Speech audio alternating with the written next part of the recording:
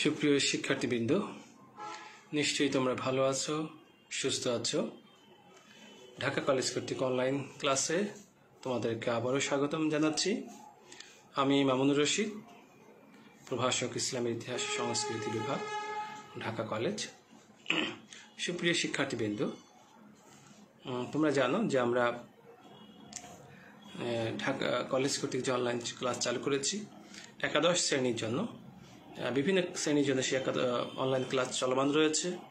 একাদশ শ্রেণীর যে আমরা অনলাইন ক্লাসটি চলমান, তার ধারাবাহিকতায় গত ক্লাসটিতে আমরা কথা বলেছিলাম যে মহানবী সাল্লাল্লাহু আলাইহি ওয়াসাল্লামের জীবনকালের বিভিন্ন পারিপার্শ্বিক বিষয়গুলোকে, তার সংস্কার সমূহগুলোকে, তার জীবনের গুরুত্বপূর্ণ অ্যাচিভমেন্টকে আমরা আলোচনা করেছিলাম।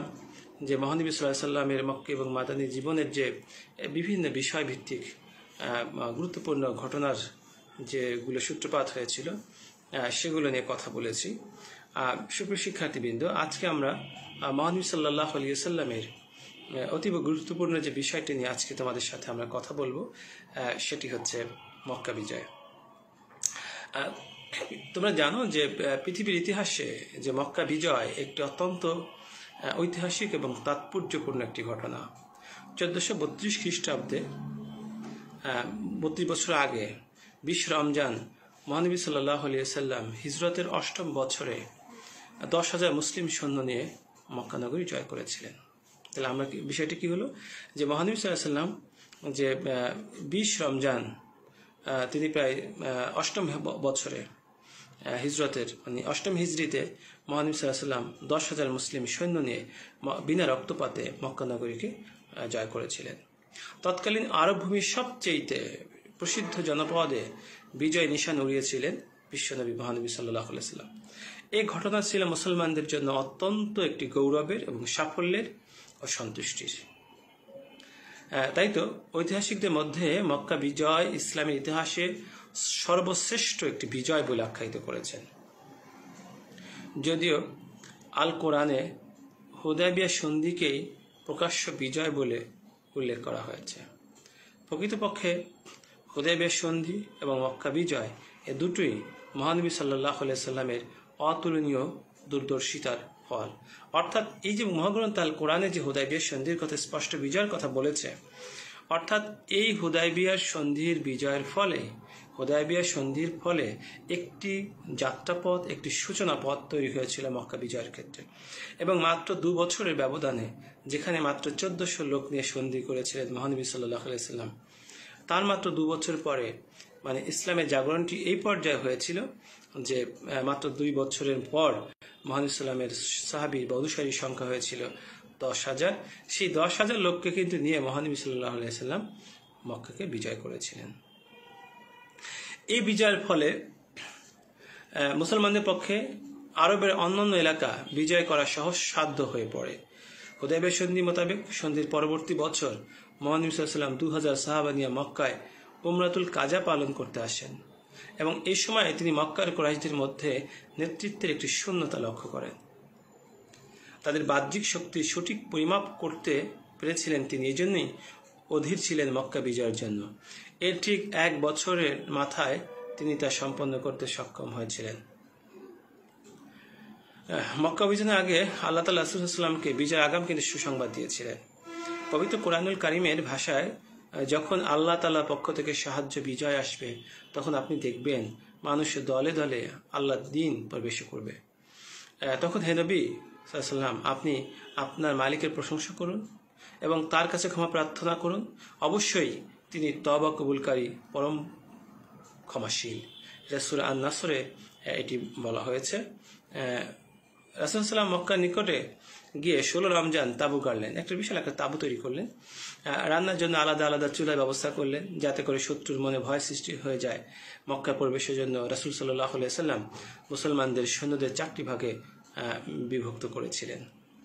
প্রথম ভাগে দলনেতা ছিলেন হযরত জুবাইর রাদিয়াল্লাহু তাআলা আনহু, দ্বিতীয় দলের দলনেতা ছিলেন হযরত আবু উবাইদা রাদিয়াল্লাহু তাআলা আনহু, তৃতীয় দলের নেতা ছিলেন হযরত সাদ বিন উবাদা রাদিয়াল্লাহু তাআলা আনহু, চতুর্থ দলের নেতা ছিলেন হযরত খালিদ বিন ওয়ালিদ রাদিয়াল্লাহু তাআলা আনহু। অর্থাৎ আমরা দেখেছি মানে মুহাম্মদ সাল্লাল্লাহু আলাইহি ওয়াসাল্লাম এই 4টি দলে বিভক্ত করে 4 দলে 4 জন সেনাপতিকে নিযুক্ত করেছিলেন। 17 রমজান হযরত আব্বাস রাদিয়াল্লাহু তাআলা আনহু আবু সুফিয়ানকে বন্দী করে আবু সুফিয়ানকে বন্দী করে রাসূলুল্লাহ সাল্লাল্লাহু আলাইহি ওয়াসাল্লামের সামনে পেশ করলে আবু সুফিয়ান রাসূলের সাল্লাল্লাহু আলাইহি ওয়াসাল্লামের হাতে ইসলাম গ্রহণ করেন। এরপর 20 রমজান আমরা দেখি যে তার 3 দিন পরে 17 রমজান যখন আবু সুফিয়ান ইসলাম গ্রহণ করেন, ঠিক তার 3 দিন পরে 20 রমজান খালিদ বিন ওয়ালিদকে মহানবী সাল্লাল্লাহু আলাইহি ওয়াসাল্লাম নির্দেশ দিলেন, তুমি পিছন দিক থেকে মক্কায় প্রবেশ করো, মানে সম্মুখে ভাগে নয়। রাসূল সাল্লাল্লাহু আলাইহি ওয়াসাল্লাম আগে বলেছিলেন যে পিছন দিক থেকে তুমি মক্কায় প্রবেশ করো। আমরা থেকে আগেই বলেছি হযরত আব্বাস রাদিয়াল্লাহু তাআলা আনহু আবু সুফিয়ানকে বন্দী করেছিলেন, তবে কাউকে হত্যা করবে না। রাসূল সাল্লাল্লাহু আলাইহি ওয়াসাল্লাম একটা সিগন্যাল দিয়েছিলেন খলিফা ওয়ালিদকে যে এই বিজয় কাউকে হত্যা করবে না, কারো উপর অস্ত্র প্রয়োগ করবে না। রাসূল সাল্লাল্লাহু আলাইহি ওয়াসাল্লাম বিনা বাধায় সাদা ও কালো পতাকা নিয়ে সামনের দিকে মক্কায় প্রবেশ করেন। তিনি উচ্চস্বরে সূরা আল ফাতাহ তেলাওয়াত করেছিলেন, তার মধ্যে ছিল বিনয় ও নম্রতা। রাসূল সাল্লাল্লাহু আলাইহি ওয়াসাল্লাম সিজদাবনত মস্তক যেন উটের কুঞ্জ পর্যন্ত স্পর্শ করেছিল। কিন্তু খালিদ বিন ওয়ালিদ কাফেলার উপর কুরাইশদের তীর বর্ষণের ফলে 3 জন মুসলমান এখানে শাহাদাত বরণ করেন। এর জবাবে খালিদ বিন ওয়ালিদের আক্রমণে কুরাইশদের 13 জন লোক নিহত হয়েছিল। যদিও মুহাম্মদ সাল্লাল্লাহু আলাইহি ওয়াসাল্লাম বলেছিলেন যে তোমরা কাউকে আক্রমণ করবে না, অস্ত্র প্রয়োগ করবে না, কিন্তু সেখানে দেখা গেল যে কুরাইশরা মুসলমানদের সৈন্যদেরকে সেখানে আক্রমণ করে বসলো এবং 3 জনকে সেখানে তারা নিহত করলেন। এর পরিপ্রেক্ষিতে খালিদ বিন ওয়ালিদ আক্রমণ করে 13 জন কুরাইশকে নিহত করেছিলেন। রাসূল সাল্লাল্লাহু আলাইহি ওয়াসাল্লাম বিষয়টি জানতে পেরে খালিদের কাছে কৈফিয়ত চাইলে তিনি তার বিস্তারিত বর্ণনা করেছিলেন। এরপর আমরা দেখি যে মুহাম্মদ সাল্লাল্লাহু আলাইহি ওয়াসাল্লাম সব ধরনের নিরাপদ একটি অঞ্চল ঘোষণা করলেন।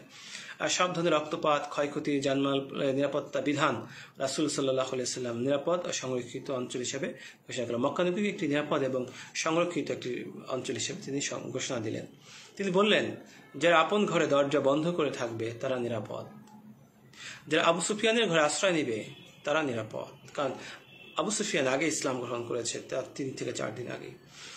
যারা কাবা ঘরে আশ্রয় নিবে তারাও নিরাপদ। অর্থাৎ রাসূল সাল্লাল্লাহু আলাইহি ওয়াসাল্লাম 3টি শর্ত দিয়ে দিলেন মক্কাবাসীদেরকে যে এটি অঞ্চলকে আমি মূলত একটি নিরাপদ হিসাবে এবং সংরক্ষণ এলাকা হিসাবে ঘোষণা করলাম, তবে শর্ত হচ্ছে 3টি।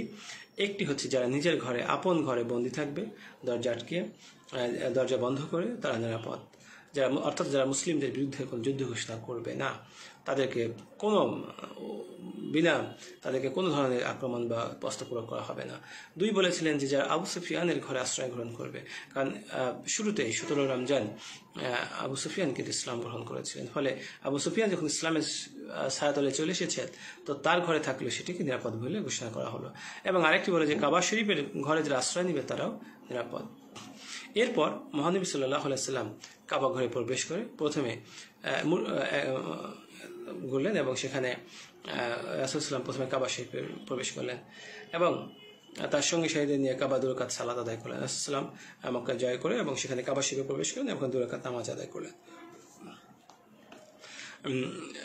মক্কা বিজয়ের সমাবেশ তৈরি করেছিলেন। মক্কা বিজয়ের পর দিন 21 রমজান, আমরা জানি 20 রমজান কিন্তু এই মক্কা বিজয়কে সম্পাদিত হয়েছিল।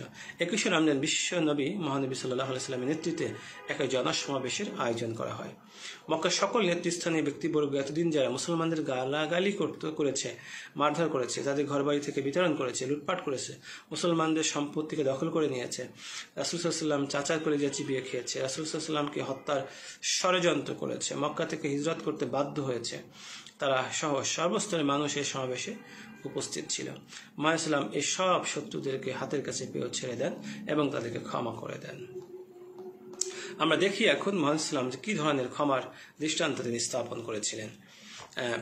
আমরা এখন দেখি যে জন্মভূমি মক্কা হতে মহানবী সাল্লাল্লাহু আলাইহি ওয়াসাল্লাম 7 বছর 3 মাস 27 দিন পর বিজয়ী বেশে পুনরায় মক্কা ফিরে এলে মক্কার শ্রেষ্ঠ সন্তান, বিশ্ব মানবতার মুক্তির একমাত্র নবী, মুক্তিদূত মহানবী সাল্লাল্লাহু আলাইহি ওয়াসাল্লাম তিনি বিনা যুদ্ধে মক্কা নেতারা তার নিকট আত্মসমর্পণ করেছিল। এতদিন যে রাসূল সাল্লাল্লাহু আলাইহি ওয়াসাল্লামকে শত কষ্ট দিয়েছেন, অত্যাচার করেছেন, আজ হাতের কাছে পেয়েও তিনি তাদের কোনো প্রতিশোধ গ্রহণ করেন নাই, বরং সবাইকে উদারতা এবং ক্ষমার চাদরে ঢেকে দিয়ে বলেন, আজ তোমাদের উপর আমার কোনো অভিযোগ নেই, বরং তোমরা আজ থেকে মুক্ত। রাসূল করিম সাল্লাল্লাহু আলাইহি ওয়াসাল্লাম এই ভাষণ শুনে তার আচরণ দেখে সমবেত সবাই ঘোষণা করলেন, সত্যি আপনি আল্লাহর নবী, আপনি কোনো দেশ বিজয়ী সাধারণ বীর যোদ্ধা বা বাদশাহ নন। মক্কা বিজয়ের পর পরাজিত শত্রু প্রতি মহানবী সাল্লাল্লাহু আলাইহি ওয়াসাল্লামের আচরণ ও তার তার ভাষণ পৃথিবীর ইতিহাসে এক বিরল ও নজিরবিহীন ঘটনা, যা আজকের বিশ্ব ব্যবস্থায় মানবিক সমাজ গঠনে এবং ভ্রাতৃত্ব পুনঃস্থাপন ও জাতিকে ঐক্যবদ্ধ করতে এক অনুপম, অনুকরণীয় ও অনুসরণীয় দৃষ্টান্ত স্থাপন হতে পারে। আল্লাহ তাআলা ঘোষণা করেছেন, যে ব্যক্তি ধৈর্য ধারণ করে, মানুষকে ক্ষমা করে দেয়, সেই জন্য জেনে রাখো অবশ্যই এটা হচ্ছে সাহসিকতার কাজসমূহের মধ্যে অন্যতম। প্রায় এটা স্পষ্ট যে প্রায় রক্তপাতহীন এই অভিযান ইসলাম রাসূলের সাল্লাল্লাহু আলাইহি ওয়াসাল্লামের মর্যাদা বিশ্বব্যাপী ছড়িয়ে পড়েছিল। এর মধ্য দিয়ে সত্য ধর্মের যে গৌরব প্রতিষ্ঠিত হয়, আরবের সবচাইতে সমৃদ্ধ একটি নগরীতে পরিণত হয়েছিল মক্কা স্টেট। সুপ্রিয় শিক্ষার্থীবৃন্দ, আমরা এভাবেই দেখি যে মহানবী সাল্লাল্লাহু আলাইহি ওয়াসাল্লামের যে মক্কা বিজয়, এই মক্কা বিজয়টি তার জীবনের জন্য একটি বিশাল একটি অর্জন ছিলেন। এবং এই মক্কা বিজয়ের পর মহানবী সাল্লাল্লাহু আলাইহি ওয়াসাল্লাম সর্বোপরি যে জায়গাটা তিনি নিজেকে নিয়োজিত করেছিলেন, যে মক্কা বিজয়ের ফলে তার সম্মান, মর্যাদা, মুসলিমদের গৌরব বৃদ্ধি পেয়েছিল। আমরা আরেকটি বিষয় দেখব যে মক্কা বিজয়ের পর মহানবী সাল্লাল্লাহু আলাইহি ওয়াসাল্লামের যে বিদায় হজ একটি ভাষণ দিয়েছিলেন, অর্থাৎ মহানবী সাল্লাল্লাহু আলাইহি ওয়াসাল্লাম সত্য, সুন্দর, ন্যায়ের বাণীর দাওয়াত দিয়েছেন অহিংস পন্থায়। প্রিয় নবীজি সাল্লাল্লাহু আলাইহি ওয়াসাল্লামের ব্যতিক্রম নন, তারপরও অসুর শক্তি প্রীতির কথায় অপ্রীতিকর ঘটনা ঘটায়, শান্তির বাণীতে অশান্তি সৃষ্টি করে। 3 বছর ধরে আল্লাহর হাবিব হযরত মুহাম্মদ সাল্লামকে সে আবু তালেবের নামক কারাগারে বন্দী করে রাখে। দাওয়াতি কাজ তায়েবগণ বন্ধ করে দিয়েছিল। এভাবে করে আমরা দেখি যে বিভিন্ন যুদ্ধ রাসূল সাল্লাল্লাহু আলাইহি ওয়াসাল্লাম করতে হয়েছিল। এবং আরেকটা 8ম হিজরিতে আমরা কি দেখেছিলাম যে মক্কা বিজয় মহান সাল্লাম করেছিলেন, যে তিনি সেই বিজয়ের মধ্য দিয়ে সাহাবীর সঙ্গে নিয়ে হজ সম্পাদন করেন এবং তিনি প্রেম ভালোবাসা দিয়ে জয় করতে চেয়েছেন। 8ম হিজরি রমজান মাসে মক্কা বিজয় হয় এবং নবীজি সাল্লাল্লাহু আলাইহি ওয়াসাল্লাম উমরা সম্পাদন করেন। 10ম হিজরিতে রাসূল সাল্লাল্লাহু আলাইহি ওয়াসাল্লাম প্রায় 1.25 লাখ সাহাবীকে সঙ্গে নিয়ে একটি হজ সম্পাদন করেন। এই হজই মহানবী সাল্লাল্লাহু আলাইহি ওয়াসাল্লামের জীবনের একমাত্র হজ, এটিই প্রথম হজ ও এটি শেষ হজ। আর 83 দিন পর 12 রবিউল আউয়াল তিনি পৃথিবী ছেড়ে পরপারে চলে যান, ইন্তেকাল করেন। এই কারণে এই হজ ইতিহাসের পাতায় এটাকে বিদায় হজ নামে প্রসিদ্ধ। অর্থাৎ মহানবী সাল্লাল্লাহু আলাইহি ওয়াসাল্লামের জীবনের এটি শেষ হজ ছিল এবং এই হজের পর এটি সাল্লাল্লাহু আলাইহি ওয়াসাল্লামের হচ্ছে বিদায় হজ। এবং এই হজের পর তিনি একটি ভাষণ দিয়েছিলেন, যে আমরা জানি যে বিদায় হজের পর ইসলাম উপস্থিত 1.25 লাখ সাহাবীর উদ্দেশ্যে যে ভাষণ দিয়েছিলেন তা বিদায় হজের ভাষণ নামে পরিচিতি। এটি ছিল তার জীবনের সর্বশেষ আনুষ্ঠানিক ভাষণ, যা তিনি 10ম হিজরি সনে 9ম জিলহজ আরাফার দিন মসজিদে নামিরাত ও জাবালে রহমতের উপরে এবং পরদিন 10ম জিলহজ ঈদ ও কোরবানির দিন মিনাতে প্রদান করেছিলেন। মহানবী সাল্লাম তার ভাষণে বলেন, হে লোক সকল, আল্লাহ তাআলা বলেছেন যে হে মানব জাতি, আমি তোমাদের এক পুরুষ এক নারী থেকে সৃষ্টি করেছি এবং তোমাদেরকে বিভিন্ন জাতি গোত্রে বিভক্ত করেছি, যাতে তোমরা পরস্পর পরিচিত হতে পারো। নিশ্চয়ই আল্লাহর কাছে সেই সর্বাধিক সম্মানিত যে ব্যক্তি সর্বাধিক পরহেজগার। কোনো অনারবের উপর আরবের, কোনো আরবের উপর অনারবের, এমনকি শ্বেতাঙ্গের উপর কৃষ্ণাঙ্গের উপর এবং কৃষ্ণাঙ্গের উপর শ্বেতাঙ্গের কোনো শ্রেষ্ঠত্ব নাই। তবে তাকওয়ার ভিত্তিতে সব মানুষ আদম আলাইহিস সালামের সন্তান, আর আদম আলাইহিস সালাম মাটি দ্বারা সৃষ্টি। এক মুসলমান অপর মুসলমানের ভাই, সব মুসলমান পরস্পর ভাই ভাই। তোমাদের অধীনদের দাস দাসীদের প্রতি খেয়াল রাখবে, তোমরা যা খাবে তাদেরকে তা খেতে দিবে। এটি ছিল মহান ইসলামের এই ভাষণের মূল প্রতিপাদ্য বিষয়গুলো, যে তোমরা যা পরিধান করবে তাদেরকে তা পরিধান করতে দিবে।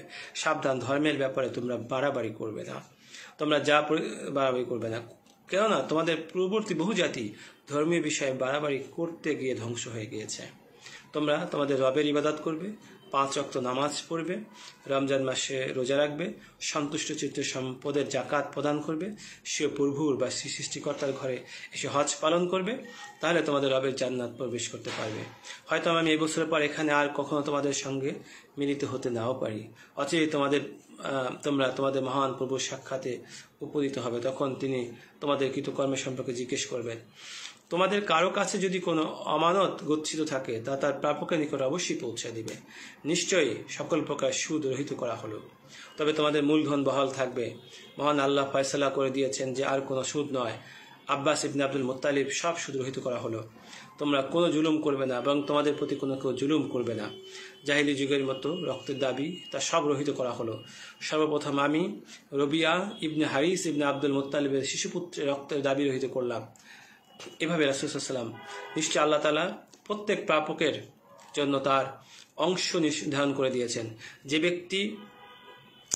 ব্যক্তি নিজের জন্মদাতা ছাড়া অন্যের সঙ্গে নিজের বংশ সূত্র স্থাপন করে এবং যে নিজ মনিব ছাড়া অন্য মনিবকে বলে স্বীকার করে, তার উপর আল্লাহ লানত হবে। সব ঋণ পরিশোধের যোগ্য অধিকার ধারণকৃত বস্ত্র ফেরত যোগ্য। উপঢৌকনের বিনিময় প্রদান করা উচিত। জামিনদার জরিমানা আদায় করতে বাধ্য থাকবে। এভাবে করে অতএব হে মানব জাতি, তোমরা আমার কথা অনুধাবন করো, আমি তা পৌঁছে দিয়েছি। আর আমি তোমাদের মাঝে এমন স্পষ্ট দুটি বিষয় রেখে গেলাম যা সুদৃঢ়ভাবে আঁকড়ে ধরবে, কখনো পথ ভ্রষ্ট হবে না, আল্লাহর কিতাব এবং মহানবী সাল্লাল্লাহু আলাইহি সাল্লামের সুন্নাহ।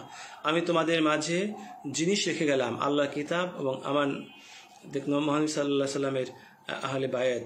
প্রত্যেক মুসলমান অপর মুসলমানের ভাই, ভ্রাতৃ প্রতিম। সুতরাং কোনো মুসলমানদের যেন তার ভাইয়ের কোনো কিছু বৈধ নয় যতক্ষণ না সে সন্তুষ্ট চিত্ত তাকে প্রদান করে। অতএব হয়তো অনেক অনুপস্থিত লোক উপস্থিত স্রোত অপেক্ষা অধিক হেফাজতকারী হবে।